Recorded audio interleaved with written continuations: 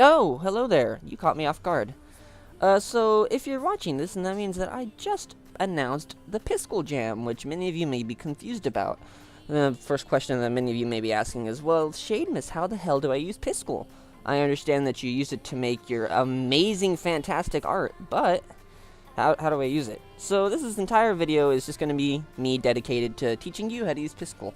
Now, I did make a video on this before, and it was a god-awful video, mainly because I myself didn't even really know how to use Piskel, so like, yeah, this video is going to be a lot more in-depth. I'm going to show you what all these buttons do, I'm going to show you what all of these buttons do, and then whenever you're done, I'm going to show you what all these buttons do.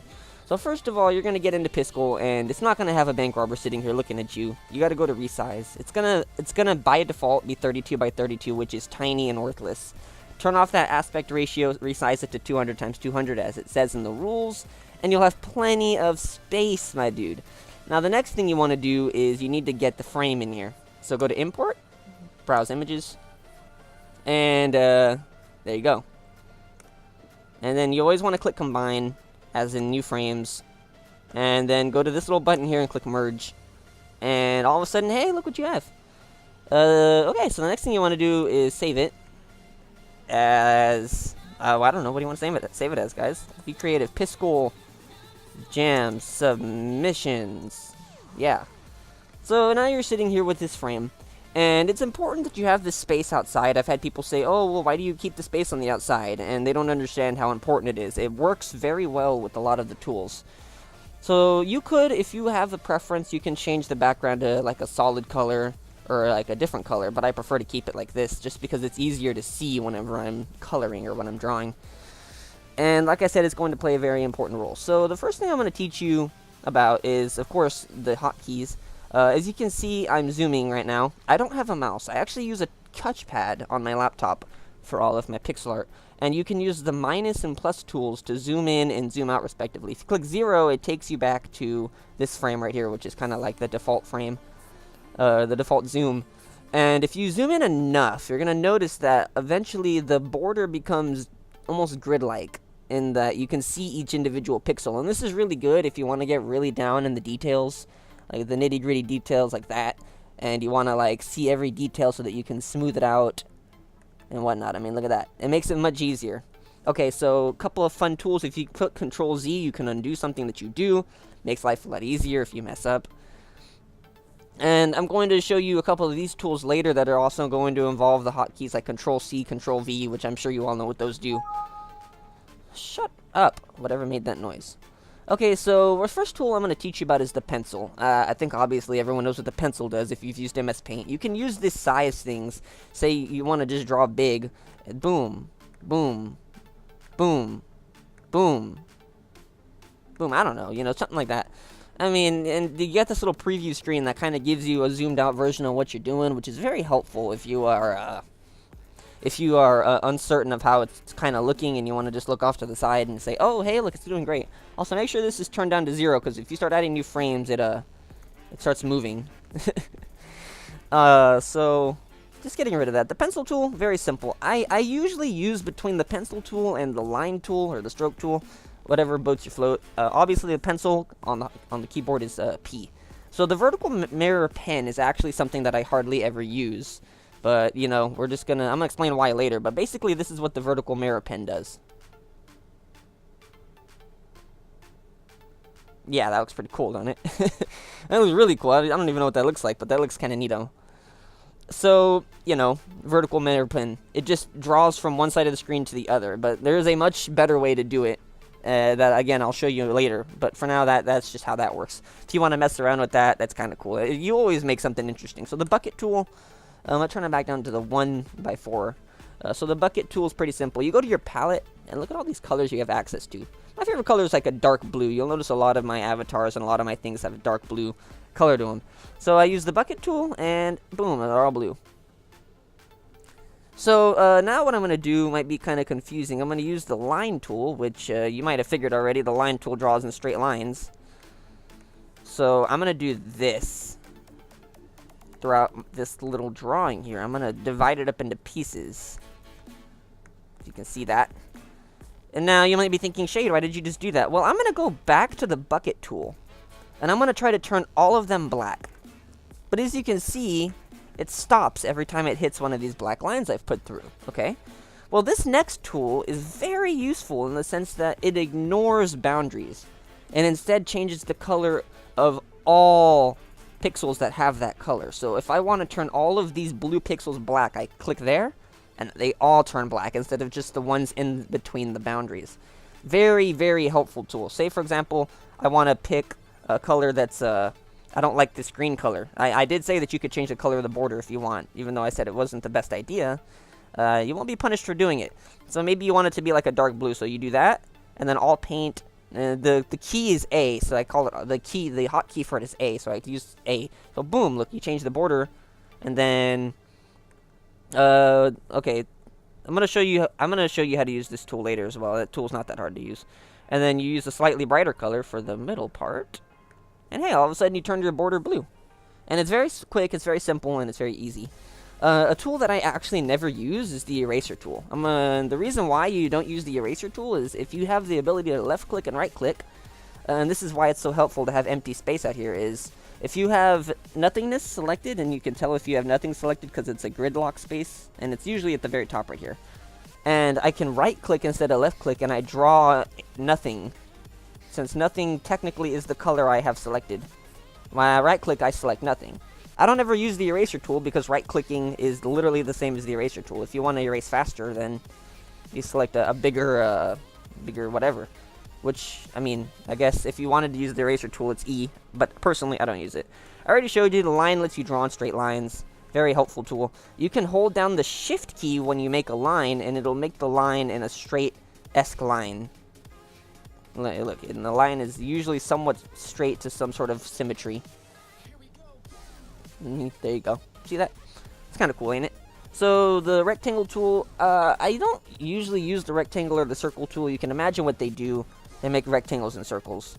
Let me get rid of all of this stuff right here. Hold on. I'm going to show you how to use this lasso tool later, but, whoops. I'm going to get rid of all this stuff right here real quick. Lasso tool is the best tool in this entire app, by the way. It's, like, the best thing ever. There we go. What the? Okay. So the rectangle tool is like, bam. Dude, you made a rectangle. I can't believe you did that. And the circle tool is the same way. Dude, you made an oval. I can't believe you did that. With using either of these tools, if you hold down the Shift key, then it'll always be perfect. Big perfect circle.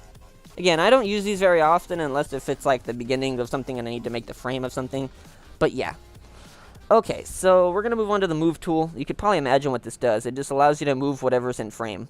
And this is what's going to be helpful later on whenever you are messing with different frames, because the ability to move certain different parts of the image but not others is very, very helpful.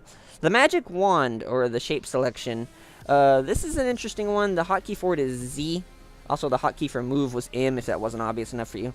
And what you do is you go to any sort of segment, like, let's just pick this long line here, and I believe you click it, yeah, and it selects it. And now say, okay, I've selected it, and, yeah, that doesn't work. So this is why it's good to have layers. So say you select it, right, and you hate it, so Control plus X, it's gone. You killed it, it's gone. It only works for piskels or pixels that are adjacent to each other, that are actually adjacent. Like, these two are not adjacent. They don't connect to each other. Actually, I can zoom in and show you. And you can actually drag around the screen over here. So, like, this and this are not adjacent, but this is. I could select all of them. There, with that, just that one click. So, this magic wand tool is actually kind of helpful. But, it really, I don't know. I don't use it very often. I usually use it if I'm the letters that make up the names of the characters or the roles. This tool's helpful because all of them are the same color. This wand only works for pixels that are the same color. So, for example, I'm going to use a different color. Whoops, I'm going to use a different color right here. And then I'm going to use the magic wand tool, which, if you remember, was Z. So, now, you know, I click this. But, as you can see, it doesn't select that one part because that one part's a different color. So, you know, the magic wand tool, it's okay. It works quite well. I think it's one of the better tools, but something I just don't really use that often. That's at your disposal, though. So the rectangle selection, I don't use this because the lasso selection is just way too much better, but basically this is the rectangle selection. You then, after you make the selection, this is the same with the lasso tool. You hold down the shift key, then click, and whoa, there, you just moved it. How'd you do that? And the lasso selection is the same way, except you have a lot more freedom of will of what you want to grab and what you want to move. See? And then you, again, you hold down shift, and then you move it. And this is very helpful if you don't have like layers or something and you want to do stuff, and I'll explain that later. Okay, so the lighten tool, this is useful if you want to create like a dither pattern, and it's a very detailed way to do things. I'm going to show you how to do a dithered pattern, actually. I'm just going to make a big circle here. Right, and I'm going to shade it with the bucket tool, which is B. The lighten tool, this tool is freaking great. Okay, so there's a light source coming from this side. So it's going to be brighter on this side than it is on this side. So let's read this real quick. So you hold down Control to darken. Other than that, you lighten. Okay. So I'm just going to do this. And I'm just going to kind of rub it up and down the side of this. And as you can see, the pixels are slowly getting brighter as I do that. And it's very interesting because it creates this sort of gradient almost where, you know, it gets very detailed very quickly. And it looks like you put a lot of effort into it when you're just sitting here rubbing the mouse back and forth like some dumbass. But, you know, you gotta convince them you're good somehow, right? This is a very high skill level right here. Bam. And if you look at it, look, it looks almost textured. If you look at it from a distance. So now I'm going to hold down the Control key and I'm going to do it to this side, which is going to do it in a darker color. And basically what it does is it just grabs the pixel on screen and it just makes it darker. I mean, it's not hard. And I'm just going to do a little bit right there in the middle. And look, it almost looks like a rock or something. And you can use this if you want to add a whole lot of detail to a very little spot. And it's actually a very cool tool. I highly recommend you use it. Okay, so I'm just going to get rid of this real quick. Again, you could use the rectangle tool. I personally prefer the lasso tool there. The dithering tool. That tool is also interesting. You probably know what the dithering tool is if you have done pixel art before. But the dithering tool basically gives you a third color. So you need to have a color selected here, and then you need to have a color selected here. So I'm going to select a much darker version of this color. And then with the dithering tool, look what it does. Look at that. Isn't that cool? Every other pixel... Oh, whoops. Every other pixel becomes the color that is in the second part.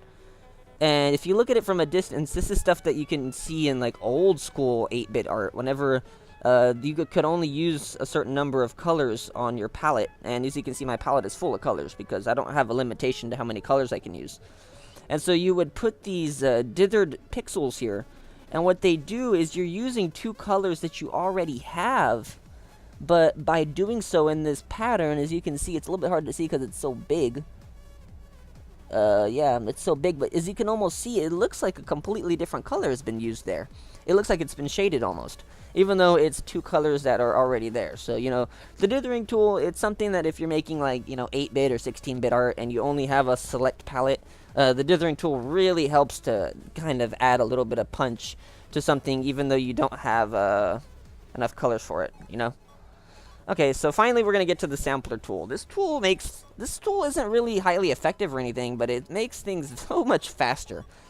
Okay, so say for example, I'm just going to pick a bunch of random colors from my palette. Whoops. And I accidentally just turned it to nothing. And hey, I'm going to make a color here. Yeah, that's a cool little shape I made. I'm going to use this color here, and I'm going to go woo, woo, woo, woo, woo. And I'm going to go to this color. Oh, whoops. I'm going to go to this color here. Like that. Watch that. Okay. This is kind of cool, right? So now I'm going to pick this gray color. I'm going to make it the background with the bucket tool. And I'm just using hotkeys, which is why I'm going so fast. So say I want to continue drawing this. Okay, well, I could always go and look for it back on the palette, and it's this one if I'm not mistaken.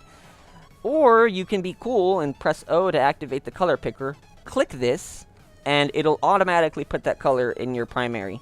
And then you can just start working. You go click pencil, or you click L for your stroke tool. And hey, look at that. Ain't that neat? Okay, well, now I want to start doing this orange one. Okay, well, I use O to activate the picker, and then I click P to activate the pencil, and boom, click B to use bucket, and then fill it in. You can get very fast with Piskel once you get very good at it. Well, okay, Shade. Well, I want to erase all of this, but as you can see, I have a color in my secondary. Okay, well, I'm going to use O. I'm going to go to this empty space, and that's why it's important to have this empty space out here. And I'm going to right-click so that this secondary color becomes transparent. And I'm going to go to pencil, and okay, I don't like this right here, so I'm going to just erase it. Wow. And then I'm going to use O to grab the background, B to use bucket, and then that. And as you can see, I just get rid of it. So yeah, very quick, very precise ways of doing things. Okay, so like I'm gonna use the color picker to turn the primary transparent, and I'm gonna use the all paint tool to 1, 2, 3, 4. Oh no! I can't use the all paint tool because I have that same color over here, so it gets rid of all of it. Alright, so now I'm going to show you the awesomeness of layers. And this is what this little box right here is. And right now I'm in layer 1 and it's imported because I imported it at the beginning if y'all didn't notice, hey. And I'm going to create a new layer. And you might be thinking, okay, what does I do? This makes this turn kind of not dark. It looks like it's transparent now, and that's good. You can actually go to preferences and you can make it more, or you can make it less transparent. I like to keep it right around like 40 because you can kind of see that it's there and you kind of can't. Well, now I'm going to make something, let's make something interesting here, right? So, I don't know, we're going to make like a face. This is like one of the Tormental arts where he would make it kind of rectangular, right? And he looks freaking hideous, but that's fine. There, that's a head. I'm gonna give him eyes. Hold on, let me pick a different color. The first 9 colors on your palette are numbered. So say I want this color, I can click 4 and I have that color. So I'm gonna give him eyes. Oh, I can't see that. Yeah, I'll give him eyes. I think they're right there. Yeah. So and then I'm gonna give him some more eyes over here. I'm gonna give him a little nose, and hey, I'm gonna give him a little mouth. Hello. Okay, so you might notice Shade. He's over here. He's not in the middle. He's not in the middle, Shade. That bothers me. Why isn't he in the very middle? Well, that's okay. He's in his own layer. He only exists here. Even though you can see this in the background, let's just pretend that never existed, okay? So, using this fancy tool called the Align Image to Center, I'm just going to click that, and boom, he goes right to the center. I'm going to use the Move tool, and I'm going to put him way over here. Right? And Align to Center. Very, very nice. Oh, hey, I want him to be upside down. Hey, he's upside down now. Hey, I want him to be facing the other way. Oh, well, I mean, you couldn't really tell. I guess now you can. And, clone current layer to all frames. This doesn't really matter because you're only allowed to use 1 frame. So, I'm just gonna fix you up. I'm gonna make you right side up. This is helpful. A lot of times, whenever I would make a pixel art, I would actually count the pixels and find the center one. So I'd imagine the center one would be like right here, right? And then I'd have to draw it all the way down. And then I would have to do it to this side until I found a center point. And I was like, okay, it's important that I have my center point because how else am I going to center it? But as long as I make the actual inside of the border, meaning that the border itself stays on the outside layer, and this is its own layer, no matter what I do, I can just click this and it automatically puts it in the very center. It's a very professional thing to do, and it saves you a lot of time that you would otherwise be spent, you know, suffering. So now I'm going to show you why this lasso tool is the best thing ever. Okay, so let's say I have this face, right? And this face is here. Well, I want more of you. So I'm going to select it. So I just draw around it, and then it'll highlight all of it. I'm going to hold down the Control key and click C. And I'm going to go make another layer. Okay, I made 2 more layers. That's fine. And then I'm going to hold Control and then press V. I'm going to click the Move tool. And then, what the hell? What is this? Layer 3? What's going on? I'm going to click Control V again. Whoa! Whoa! Whoa! How am I doing that? And then you can click this merge, and now they're all on the same layer. Now I can move them all together. Talk about insane! And this is very helpful. I'm actually going to show you right now why that was so very helpful. Okay, so this is, this is kind of sloppy, but you can imagine that's the head, that's the neck, and this is the shoulder going down to the arm, right? Well, this is the shoulder going down to the arm, and he looks badly deformed, but that's just because I kind of rushed it a little bit, whatever. And so, okay, it's symmetrically okay on this side, I could go to this side. If I wanted it to be the same as this side, I could go to this side and go, well, 1, 2, 3. Okay, this has 4, so 1, 2, 3, 4, all the way down. Or I could use the lasso tool, and I could grab it. Whoops, I didn't grab the 1 pixel I wanted. And I could just go all the way down, like that, and then hold Control plus C, add a new layer, Control plus V, so I created it again. It's on this layer now. And then I could flip it, and then move it into position. Just like that. And now it's symmetrical on both sides. I actually use this method every time I make a new pixel art. So I would make like this side of him, right? And then I would use the lasso tool to grab all of it, and then copy and flip it to the other side. So I only basically ever make half of the sprite. The other half I actually just copy and flip across. That's why it's always perfectly symmetrical. And you might think it's hard, but it really isn't. Like, it's so helpful, it's so useful, and it's so convenient. So you're here now, right? And you kind of figured out what layers are for. Once you think you're confident, you can merge the layer onto the one. Everything that's on the other layer will become on this layer now, so they all exist together. Your pixel must have a background. So what I mean by it must have a background is there. It has a background now. Right now, it doesn't have a background. It's transparent.